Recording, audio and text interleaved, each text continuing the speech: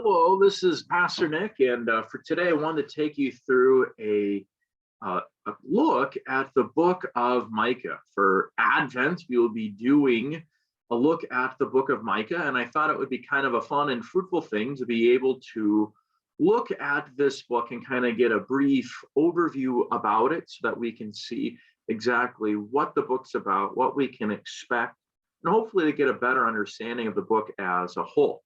Sometimes the minor prophets can be a bit intimidating, right? They can be intimidating with the metaphors and language that they use. They can be intimidating by just some of the content. And so hopefully, as we go through the book of Micah this December, that the intimidation will certainly lessen down and you can see all of the wonderful promises and words that God shares with us in this book. And so we'll take a look at Micah, a prophet of law and grace. And so as we take a look at the outline of his book in a little bit, we'll see how he really does a wonderful job of balancing really law and gospel, as we Lutherans would like to say.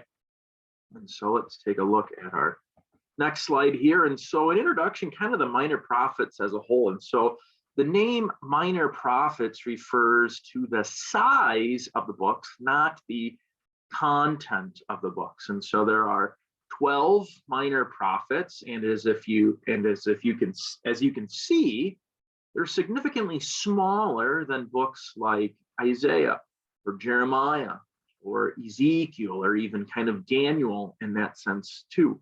We call those prophets the major prophets, not just because they're bigger. The writings are much longer. And so they're called the minor prophets because of size and not because of content. And they're also roughly organized by chronology. And so they're kind of organized in the order in which they roughly take place. And so, for example, you have Hosea, which starts us off. That takes place before Micah. Micah takes place before a book like Zechariah and Malachi, who are prophets after the exile. That's why they are at the end of the order. And then another thing to keep in mind is, how do we interpret the minor prophets? And so some interpret the minor prophets as one book. And why is that? Well, historically, they were all recorded on one scroll. And so that led to the tradition and method of kind of interpreting them as one book. You also see, too, in the minor prophets, a lot of repeated themes. So, for example, the day of the Lord, that day of judgment. You can also see some themes of restoration and returning from exile, like you'll see in the book of Micah. You'll see sometimes themes of justice, right? That you see how God's people are acting against the covenant and what it, and some of those Old Testament laws, and how they're sinning against that is affecting the relationship they have with others and leading them to do some very terrible things, like oppressing justice and taking advantage of the poor. And you also sometimes see the extent of the corruption too, with people like the religious leaders or even the leaders and the powerful of society engaging in that too. So you see a lot of repeated themes in the books as well. But at the end of the day, though, I think we can say all the minor prophets are inspired books of scripture, whether we interpret them as kind of one book as a whole or as 12 individual ones or some kind of combination of both. And they're all inspired books of scripture that speak words to every generation. So there's still a lot of value and importance in studying these books today. So we see a lot of neat portraits of Christ in here, and a lot of things that anticipate his work in coming, and just some lovely gospel promises that you would think would come from the New Testament as well. And so what do we know about the prophet himself? And so what we know about Micah is actually quite limited. It's just really what comes from verse 1 of his book.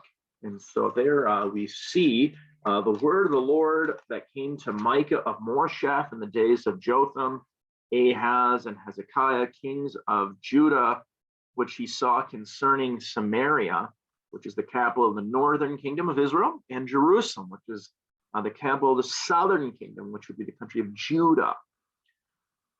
And so from this verse, we find out a few things. First off, we find his name, obviously. We also see his hometown, which is referenced throughout his book. And then we also know the date and setting of his ministry. So the dates of those kings are important for helping us to kind of peg where does Micah fit into the story of the Old Testament. And so we'll kind of break these down a little bit. So Micah's name, and there's a fun wordplay he does with it. So Micah's name means who is like the Lord. And so I have in that first bullet point there what his name is in Hebrew. And so if you break it down, meh means who, ka means like, and is a shortened form for the name of God. So Micah is who is like God, or who is like the Lord. And we see this in verses in Judges, in Chronicles that I have on the slides here. And what's even neat too is that he makes a word play with his own name at the end of the book. So verses 18, 19, and 20 in chapter 7 are kind of Micah's concluding thoughts of his book. And there he plays on his own name. And so it forms, so what we see in verse 1 forms a bookend with what we see in Micah 7:18, where he says, who is a God like you? Me'el kamoka. So you kind of see how it sounds a little bit like Micah, Me'el kamoka. So who is a God like you? It's kind of neat how he kind of brings it all together and using his name as a whole. And it's quite appropriate because in his book, we really see who is a God like Yahweh, who shows mercy and justice and compassion to his people, even when they don't deserve it. And so let's then take a look at Micah's hometown here. And so Micah says his hometown is Moresheth. And so like prophets like Amos and Nahum, he's also known by his hometown. Just like Amos was, just like Nahum was. And Micah is a southern kingdom prophet. You kind of see him down towards the bottom of the map there. And Moresheth Gath is about 20 miles southwest of Jerusalem. And it's on the border of the Philistia, where the Philistines live. And he's close to the city of Gath. If you remember, what famous warrior comes from Gath? Well, that would be Goliath. And so he's kind of by Goliath's hometown there. So yeah, he lives on the border between Judah and the land of the Philistines. And I guess kind of a modern day equivalent would be like the city of Stillwater or Woodbury, how it's a border town of Minnesota that borders Wisconsin, right? Kind of smaller towns, but on the border of something much larger. And so it's also identified, Moresheth Gath or Moresheth, with the ruins of Tel El Judeadah, which is kind of a big mound that they believe the city once lied, and I'll show you that in the next slide. And so Moresheth was a small town, and it was sacked in about 701 BC. Maybe Micah lived to see that happen. And so yeah, not a big town. And so here's some pictures of the hill that they believe that the town had rested on. And so that's a man-made hill with some compressed dirt and whatnot. And so the times in life of the prophet Micah. And so Micah says this ministry takes place during the reign of Jotham, who reigned from about 750 to 735. Ahaz, who ruled from 735 to 715. And then you have good old King Hezekiah, and he ruled from about 715 BC to 686 BC. And so his ministry takes place sometime during that time frame, right? At least it could start as late as 750 BC, or it could, so it seems that it starts sometime during the reign of Jotham, and we don't know exactly when, and then it goes all the way to the reign of Hezekiah, and so you have quite a wide a range, and so in which his ministry took place. And it's believed that his book is written sometime between then 750 to 686 BC. He's also a contemporary with the prophets Isaiah, Hosea, and Amos. And so they're all kind of doing their ministry and work all in the same time. And so what's interesting is Isaiah and Micah have almost an identical passage. And so if you look at Isaiah chapter 2, verses 1 to 5, and compare it with Micah chapter 4, verses 1 to 4, you'll see that they're almost identical. And so it seems that either one is quoting the other, or that they are both quoting from a well-known song or prophecy that was in the area too. So not in the area, that was around in the time. So kind of a few explanations on that. What's also interesting too with the subscript here is that all of these people that are mentioned are kings of Judah, or the southern kingdom. And Isaiah, who is a contemporary of Micah, he does the same as well. So he only mentions the southern kings. It's a kind of an interesting thing there. Some have said that partly because the northern kingdom doesn't matter, or perhaps as well that when the northern kingdom falls in 723, 722 BC, you really need to mention the reigns of those kings. And so perhaps just a few things there as well. And so also one thing to note that Micah is prophesying when things are going pretty well for the country as a whole. So things are going well economically, and politically they have some power. And so he's prophesying in a very interesting time. And so what are some themes then for the book of Micah? So the first off you see is judgment. And so if you read just the opening chapter of Micah, you'll see how judgment is a prominent theme within his book. We see it's a judgment for Israel and Judah, but also for the nations too. So it's not just them, but everyone else too. You also see then this theme of restoration. So it's not just all fire and brimstone, but there's words of hope, there's words of gospel and promise. And so we see in the book of Micah that although judgment is proclaimed, we also see that God says he's going to gather his people and return them from exile. He will forgive them and show them mercy and grace. So you have that there too. So kind of a nice balance. You see a theme of justice. So Micah points out the injustices that are being done by the people. And in one of the chapters, I think it's chapter 4 off the top of my head, even says religious leaders are part of the problem. And so he talks about the priest's role of that in his day. And it echoes the book of Amos with his strong emphasis on judgment and also justice too. Maybe not a surprise since they're in the same era. And then also you kind of see this fun mountains or high place theme, where you see the high places and mountains of the people are contrasted to Mount Zion, which is the church. So let's then take a look at this next theme, Christ in Micah. So sometimes it can be hard to see Christ in the Old Testament.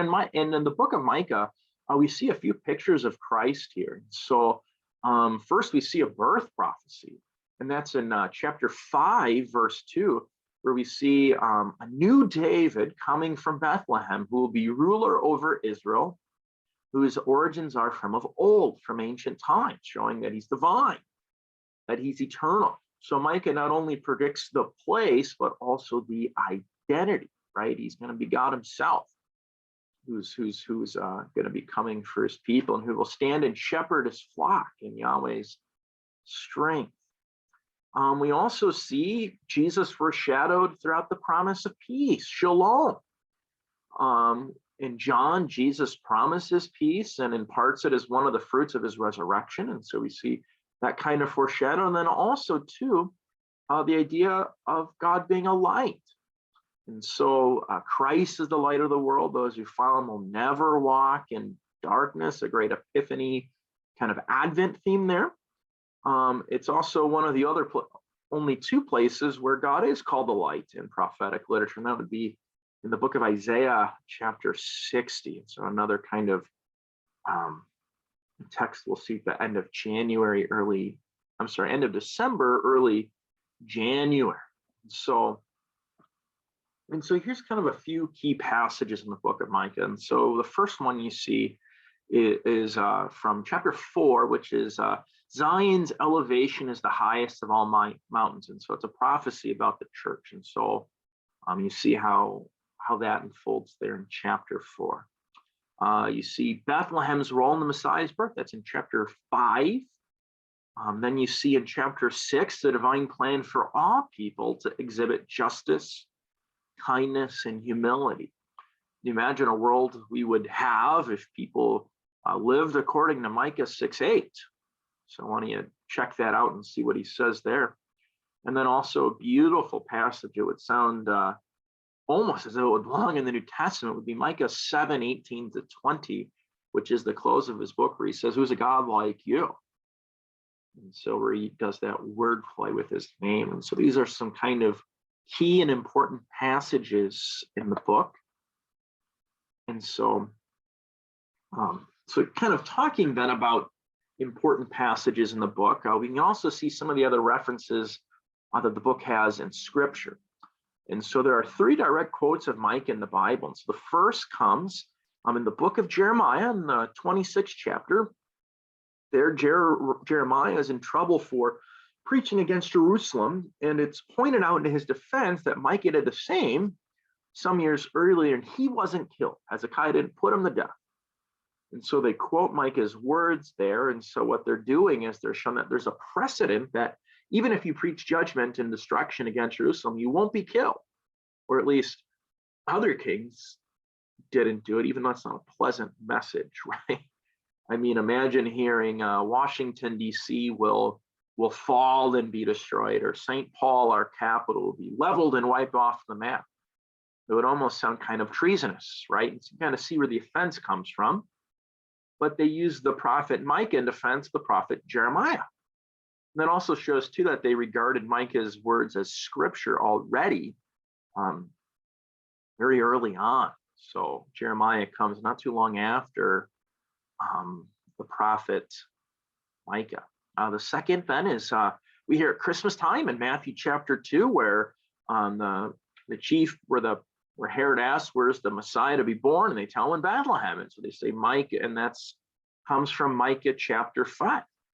Then the third is from Jesus himself. And so Micah chapter 7, verse 6 is quoted in 2 places, in Matthew 10 and in the comparison passage, Luke 12, where it talks about father being against son, mother against daughter, and all the family conflict that can come with following Christ. And so Jesus gets that from the book of Micah. And so let's then do an outline of the text. And so universally, the book of Micah is seen as being divided in the 3 parts. And so you have chapters 1-3, which are prophecies of doom against various places and cities. Chapters 4 and 5 are about prophecies of hope and restoration. And then chapters 6 and 7, you have more prophecies of doom that end on a note of restoration. And so you see the book moves from kind of law to gospel, judgment to grace. And so below I have kind of a more in-depth one. So you have chapters 1-2 that talk about judgment, then a few verses on salvation. Part of chapter 3 is about judgment, followed by promises of salvation. 6-7, you have judgment, then it ends with some more salvation.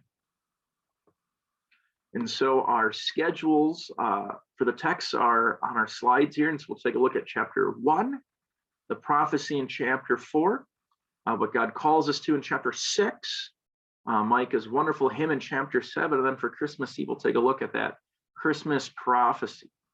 And so I hope this has been an insightful thing for you, and hope you have a good rest of the weekend. Thank you for joining us today.